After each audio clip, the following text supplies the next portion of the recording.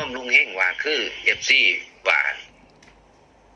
เลขมันเขามันผิดมา3 งวดงวดที่4มันจังไดก็จังไปถือเลขมักเขาเจ้าครับไปเจ้าก็หมุนเอาว่าซั่นจนว่าเจ้ามืดหน้าเหลืองหมดแล้วหมู่บ้านไกลๆกันบ้านแถวนี้แม่นเบิดเลย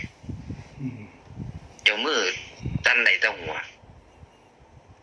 ผมคิดว่ามันสิกินมากหลายงวดเนาะ3 งวดมาถืองวดเดียวถือนักตันใดตะหัว เพิ่นโอนเงินเพิ่มให้พระอาจารย์พร้อมเนี่ยแม่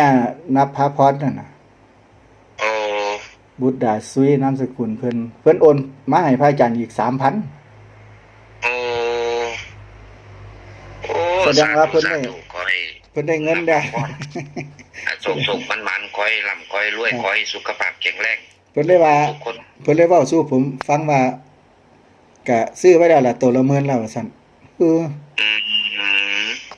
จังเถอะเนาะบัดทีนี้มันก็เต็มมาแล้วคันเรียนนักปานใดเต็มเท่าแล้ว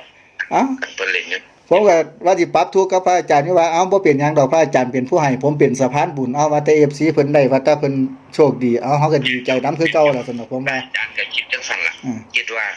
ขอให้ FC ได้เงินครับพอใจแล้วล่ะ FC ได้เงินได้ทองใช้ผู้ติดตามทั้งช่องได้มีกำไรก็เอ้าพอใจแล้วล่ะผมก็ว่าสิเจ้าของบ่ได้ก็อย่าเถาะบ่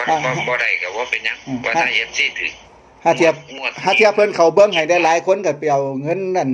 ค่ารับจ้างเอาก็ได้ดอกซั่นเอาเงินค่าวิวเอาบ่ได้เงินค่าซื้ออันนี้ก็ได้แต่ว่า FC เพิ่นก็ย้านที่ย้านแอดมินได้มาแล้วอุบไว้ไปหาซื้อแล้วจังค่อยซื้อได้คักๆแล้วจังค่อยปล่อยแม่ผมว่าโอ้ยบ่มีว่าจังซั่นปล่อยแตะมื้อนี้เนาะปล่อยให้ไปปั๊บก็ลงปั๊บทั้งย่อมนนทิยาทั้งย่อมลุงเฮงก็ปล่อยปั๊บบ่ให้ถึง10นาทีนะบอกปั๊บก็ปล่อยปั๊บเลยบ่มีอุบบ่มีกักลอตเตอรี่ก็ออกมาพอดีใส่กันเลยโทมกันคักจังว่าโอ้ยอุ่นเลยล่ะมันสิไปถือเลขมักเขาเจ้านำครับสิถือเลขมักเขาเจ้านำเขาเจ้าให้ดึกเลขหลายปานนั้นคันบ่ซั่นก็ยังเกิดจากความศรัทธาที่เพิ่นศรัทธาคักกันนะเชื่อมั่นคักกันนะอาจารย์ก็พยายามทำสุดฝีมือทำพยายามอยากให้ FC ทุกผู้ทุกคนพอได้ใส่พอได้ซอยพอได้จับพอได้ไว้พอได้ค่าเติมลูกค่าเติมร้านค่าหมากค่าผู้ค่าซื้อนั่นซื้อนี่น้อยนึงก็บุญนั่นบุญนี่โอ้ยคันบ่มีเงินก็มันก็คือว่านั่นล่ะคันบ่มีรายได้ก็มาเฮาก็แสวงหาแนวจังซี่ครับอันแสวงหาจังซี่เฮาก็พยายามทำให้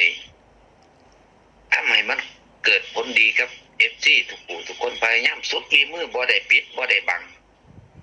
บ่ได้ปิดบ่ได้บังบอกทุกผู้ทุกคนคันว่ามีตัวนี้เด่นตัวนี้ก็คือเด่นตัวนี้ครับบ่ได้ปิดบ่ได้บังหลายสำนักเขาเจ้าอยากปิดอยากบังอยู่เด้เขาเจ้าซื้อพอเขาเจ้าจังปล่อยดิครับแต่ว่าพระอาจารย์นี่กันโยมลุงเฮง FC หลายอยู่แล้วก็ดีเขาเจ้าก็ดีคันเขาเจ้าถือก็ดีใจตัวล่ะครับอันบ่คิดหลายพระอาจารย์บ่คิดหลายครับมันนั่งสมาธิตั้งมือก็ได้อยู่หรอกครึ่งชั่วโมงคันมือใดบ่ฮ้อนมือใดอารมณ์ดีก็พุ่นละ2 ชั่วโมง3พุ่นละดึกๆมาฮอด3 FC เพิ่นนั่งท่าอยู่เพิ่นท่าว่าพระอาจารย์เพิ่นฝันไปพอแห้งว่าซั่นโทรมาบ่ค่อยฝันเด้แฮงนั่งแฮงบ่ค่อยฝันแฮงนั่งแฮงบ่ค่อยฝันแฮงสวดแฮงบ่ค่อยฝัน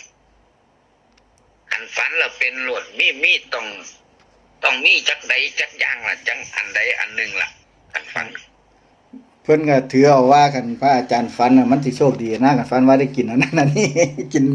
เนื้อชิ้นหยังเพิ่นสิใส่เต็มที่ว่าซ้อมเบิ่ง เพิ่นก็เลยถามให้ผมถามพระอาจารย์ว่าคันโทรหาพระอาจารย์อีกถามเพิ่นเด้อเพิ่นฝันบ่เพิ่นฝันไปว่าซั่น แห้งนางแห้งบ่ค่อยฝันแห้งตรวจแห้งบ่ค่อยฝันอันบ่ฮู้คือกันผู้อื่นพระอาจารย์ก็มานั่งคิดอยู่เด้โอ้ผู้เขาเจ้าฝันนี่ฝันได้ฝันดีแท้บ่หลับบ่นอนบ่หลับบ่นอนบ่สนุกฝันเห็นแต่เลขแต่เบอร์สนุกมื้อนี้ก็ไปสวด2รอบ3รอบมันก็เมื่อยล้าเนาะกำลังว่าสิเข้านอนเรื่องอันคิดพอก็เลยว่าโทรหาย่อมลุงเฮงกันนะปกติกันเมื่อยปานใดก็สู้เด้ ผมขับรถผมเพิ่งเข้ามานี่ครับพระอาจารย์ผมเข้ามาแล้วผมก็เปิดโทรศัพท์ก็เห็นผมก็โทรกลับนี่ล่ะ โอ้แม่นล่ะแม่ พระอาจารย์โทรหาผมตอน2 ทุ่มเท่าใดล่ะที่แรกผมว่าสิฟ้าวไล่สดบัดนี้ผมมาเห็นโทรศัพท์เห็นไลฟ์พระอาจารย์ค้างอยู่ผมก็เลยโทรหาพระอาจารย์ผมเลยบ่ไล่สดเลยตอนนี้สิ3 ทุ่มแล้วมันสิ3 ทุ่ม2 ทุ่มเท่าไหร่2 ทุ่ม56แล้ว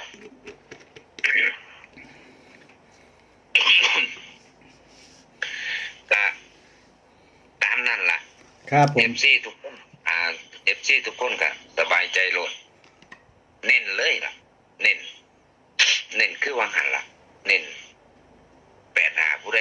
สิว่าตัวใดก็สั่งอาจารย์ก็ยังยืนยันว่าอัน8มาก็ต้องเป็น8คู่เดียวครับงวดนี้ก็คือ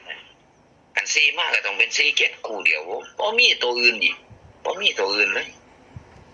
สิถือว่าสัญจรบ่ครับเพราะว่าเพิ่นย้ายหม่องไปออกอยู่ศูนย์ประชุมแห่งชาติสิริกิติ์บ่อันสัญจรกับแม่นอยู่แต่ว่ามันอยู่ในกรุงเทพคือเก่าบ่แม่นต่างจังหวัดมันก็อยู่ในเขตปริมณฑลอยู่เนาะแม่นอยู่ในกรุงเทพอยู่กลางใจเมืองนี่อันศูนย์ประชุมสิริกิติ์ครับอยู่กลางใจเมืองอยู่คลองเตยครับอยู่คลองเตย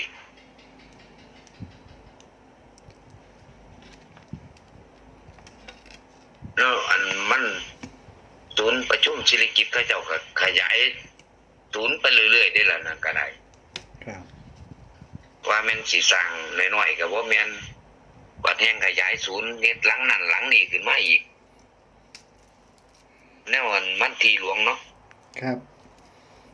ที่โรงงานยาสูบที่ของโรงงานยาสูบงวดนี้แม่นจังได๋ไปว่าจังได๋ก็47อย่างเดียวนะครับเนาะแม่น47อย่างเดียวบ่มีตัวอื่นมาแก็บบ่มีตัวอื่นแย้มคิดมั่นใจไหมมั่นใจพองวดบ่หันเพราะว่าเฮ็ดสูตรแล้วจนว่าอดใจบ่ได้เฮ็ดแล้วคำนวณเฮ็ดแล้วสรุปแล้วจนอดใจบ่ได้เนาะป๊าดมันบ่ตื่นเต้นกว่านี้จักเทื่อเนาะ85ก็ว่านั่นแล้วว่ามั่นใจแล้วยังบ่ตื่นเต้นแต่ว่า47นี่ตื่นเต้นโอ้ยสนุกมันสิบ่คักอยู่บ่สนุกโอ้ยคันแม่นมาเอาคันแม่นออก47นี่จักสิหนีไปลีอยู่ไสแล้วอันเจ้ามือก็ได้ทั้งเจ้ามือทั้งผู้บอกกันว่าสิได้ไปลีเด้นะคันว่า47เด้อโอ้ยป้าอาจารย์บ่ยากดอกมันมองอยู่หลายต้องลีนี่บ่ลีนี่โอ้ยจักผู้ใดสินำหาเนี่ยเดี๋ยวหนีจากวัดนี้ก็ไปนอนวัดในบ้านก็ได้หนีจากวัดไปนอนวัดในบ้านก็ได้โอ้ยวัดป้านี่ก็มองนอนหลายหลายกุฏิหน่อยห่างๆหิ่งๆอยู่เป็นเถิดเป็นเพิ่งกันหลายเว้ยบ่มีฮอดเวลาสันเข้าแล้วคันมาจังๆอีกมาตรงๆอีกไงก็ต้องทำใจอย่างนั้นแม่นบ่มีเวลาก็อยากให้มาแม่นบ่มี มันบ่มีเวลาพักผ่อนก็อยากให้เขาเพิ่นบอกอยากให้มาตรงๆล่ะ มาโหลดก็สิอดเอาเนาะครับเนาะ สิอดเอา อืม สิอดเอาดอก งวดนี้ผมเบิ่งแล้วผมบ่ได้ลงทุนหรอกผมก็สินั่งเบิ่งสลอจังซี่ล่ะผมขนาดผมสั่งลอตเตอรี่ยังบ่ได้นะ